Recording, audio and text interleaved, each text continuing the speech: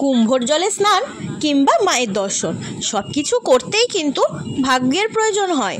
আর যেখানে আমাদের এই পশ্চিমবঙ্গের মধ্যেই এত ভালো ত্রিবেণী সঙ্গম রয়েছে, আমি তাহলে পশ্চিমবঙ্গ ছাড়া অন্য কোথাও কেন কুম্ভের জলে স্নান করতে যাব? না, আমার স্নানটা কুম্ভে হয়নি। তারপরে যাই হোক, জলটা তো ত্রিবেণী সঙ্গমেই।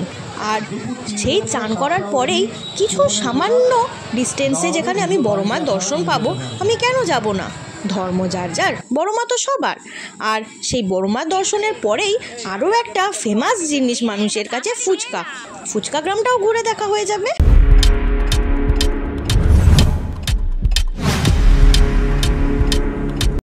গুড মর্নিং সবাইকে। হ্যাঁ জানি, অনেক দিন পর আবার তোমাদের এই চ্যানেলের সাথে আমার দেখা হলো, তাই তো? কিছু করার নেই, একটু প্রবলেম হচ্ছিল। তো যাই হোক, হাতে ব্যাগপত্র নিয়ে সকাল সকাল বেরিয়ে পড়েছি। আশা করছি আমার প্রথমটা দেখে তোমরা বুঝতেই পারছো যে আজকের ভিডিওটা কী হতে চলেছে। তো এখানে আমাদের বাস এসে গেছে।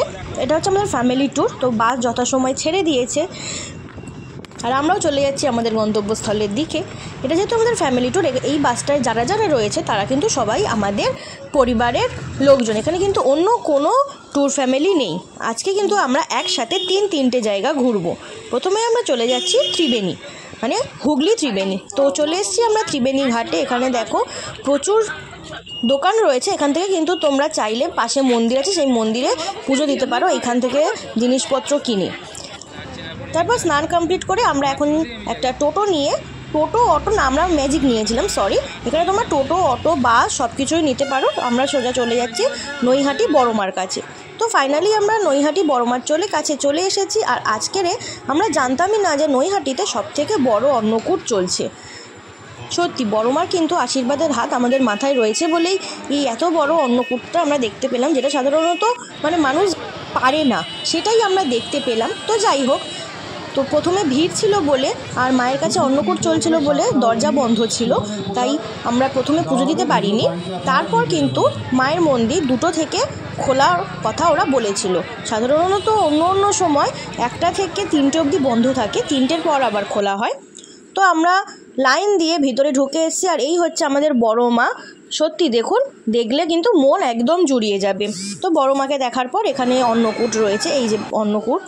তারপর আমরা চলে এসেছি কিছু খাওয়ার জন্য, দুপুরের খাবার খেতে। ভাত, ডাল, আলু ভাজা, একটা লেবু রয়েছে, এখানে পটল আলুর তরকারি, ডিম, এইগুলোই আমরা নিয়েছিলাম খাবো বলে। তার সাথে কিন্তু পেঁয়াজ আর লেবুও দিয়ে দিয়েছিল, লঙ্কাও ছিল। তারপর আমরা চলে গেছিলাম হালি শহরে এসে প্রথমেই আমরা চলে এসেছি রামপ্রসাদের বাড়ি। রামপ্রসাদের ঘাটটা তোমাদের দেখাতে পারছি না, কারণ ওখানটা এতটাই স্লিপারি ছিল, আমরা যেতে পারিনি, বন্ধ ছিল, ওখানটায় কাজ চলছিল বলে। তো এই হচ্ছে রামপ্রসাদ, যে কালী মায়ের পুজো করেছিল সেই কালী মায়া এখানে রয়েছে। তারপরে আমরা চলে এসেছি রানী রাসমণির বাড়িতে। দেখো, রানী রাসমণির বাড়িটা কিন্তু সম্পূর্ণ দক্ষিণেশ্বর মন্দিরের আদলেই তৈরি। তোমরা প্লিজ এটাকে কেউ দক্ষিণেশ্বরের মন্দির ভেবো না, ঠিক আছে? এটা কিন্তু রানী রাসমণির বাড়ি। তারপর রানী রাসমণির বাড়ি থেকে আমরা চলে এসেছি ফুচকা গ্রাম। তোমাদের হাতে যদি সময় থাকে তোমরাও কিন্তু এই ফুচকা গ্রামটা ঘুরে দেখতে ভুলবে না। দেখো এখানে কত রকমের ফুচকা পাওয়া যাবে, ভ্যারাইটি ফুচকা, কি না পাওয়া যাবে। মিষ্টি ফুচকা, দই ফুচকা, জল ফুচকা, এগুলো তো কমন, কিন্তু তার সাথে তোমরা এখানে পেয়ে যাবে ভ্যারাইটি চিকেন, মটন, চিংড়ি, আইসক্রিম, প্রচুর ধরনের ফুচকা। তো আমরাও কিন্তু বেশ অনেকগুলোই ট্রাই করেছিলাম। দেখো, প্রথমে আমাদের হাতে চলে এসেছে চিকেন ফুচকা। এটা আমার খেতে ভালোই লেগেছে, খুব ভালো সেটা বলবো না, কিন্তু ভাল লেগেছে, খারাপ নয়। আর সবথেকে বড় রিভিউ দেবে আমার ভাইপো। দেখা যাক ও কি বলছে, খেয়ে ওর কতটা ভাল লেগেছে। ওর তো ভালোই লেগেছে। তারপর এখানে দেখো নিয়ে নেওয়া হলো চকলেট ফুচকাটা না আমার খুব একটা ভালো লাগেনি। তারপর এখন আমাদের নেওয়া হচ্ছে দই ফুচকা আমাদের কলকাতায় সবাই আশা করছি খেয়েছো। তো এখানটাও আমরা ট্রাই করলাম।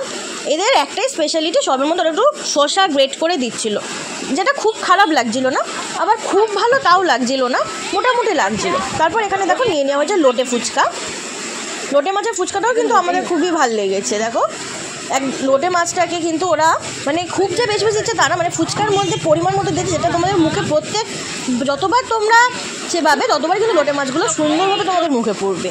তারপরে আমরা নিয়ে নিলাম এখানকার আরও একটি বিখ্যাত ফুচকা, আইসক্রিম ফুচকা, এটা তো আমার খুব ভালো লেগেছিলো। তারপর এখানে নেওয়া হচ্ছে ডিম ফুচকা। আর সব শেষে আমরা চলে গেলাম আমাদের কলকাতার ইন্ডিয়ান রেস্টুরেন্ট। সেখান থেকে আমরা কিন্তু বিরিয়ানি নিয়ে নিয়েছিলাম, মানে আমরা গেছিলাম 38 জন আর 2 জন ড্রাইভার। তো সবার জন্যই দেখো আমার দাদা বিরিয়ানি, এই যে আমার দাদা যাচ্ছে গিয়ে কিন্তু বিরিয়ানিগুলোকে নিয়ে আসবে। এই যে 2 জন মানুষ তারা কিন্তু গিয়ে বিরিয়ানি নিয়ে এসছে। তারপর আমরা আবার চলে যাচ্ছি আমাদের বাড়ির পথে আমাদের কলকাতা সুন্দরীকে দেখতে দেখতে। আর ভাবছিলাম যে আবার কবে যাব। তো যাই হোক, ঘোরাটা ভালোই হলো। আর ঘুরে এসে ফ্রেশ হয়ে দেখো তোমাদের যে বললাম ইন্ডিয়ান থেকে বিরিয়ানি নিয়েছিলাম, তো সেই বিরিয়ানি খেয়ে আজকের দিনটা কমপ্লিট করলাম।